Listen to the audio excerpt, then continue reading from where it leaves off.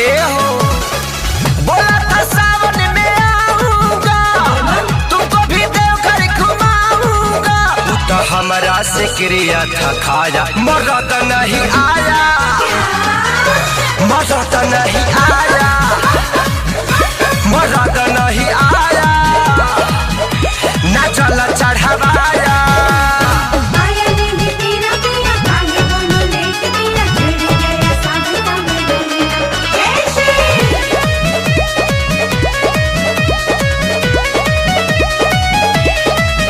भोले बाबा के बड़ी कृपा से मेरा उसका तो शादी हुआ है।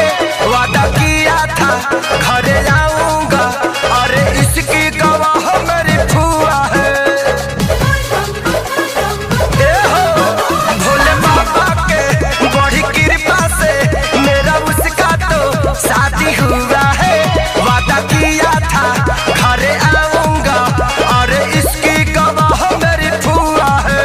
लगा उसको भी तनिको न माया, मरद नहीं आया, मरद नहीं आया, मरद नहीं आया, न चल चढ़ावाया।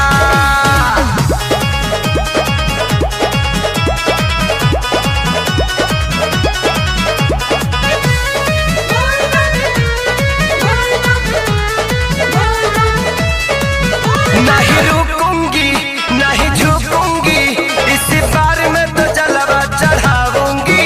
जा रहे हैं आजाद समझे हाथी के साथ, उनके साथ हवा तो मैं भी चली जाऊंगी। ए हो नहीं रुकूंगी नहीं झुकूंगी, इस बार में तो जलवा चढ़ाऊंगी। जा रहे हैं आजाद समझे हाथी के साथ, उनके साथ हवा तो मैं भी चली जाऊंगी। मेरा बालम खेसारी तड़ पाया, मरद नहीं आया, मरद नहीं आया, मरद नहीं आया, न चल चढ़ावाया।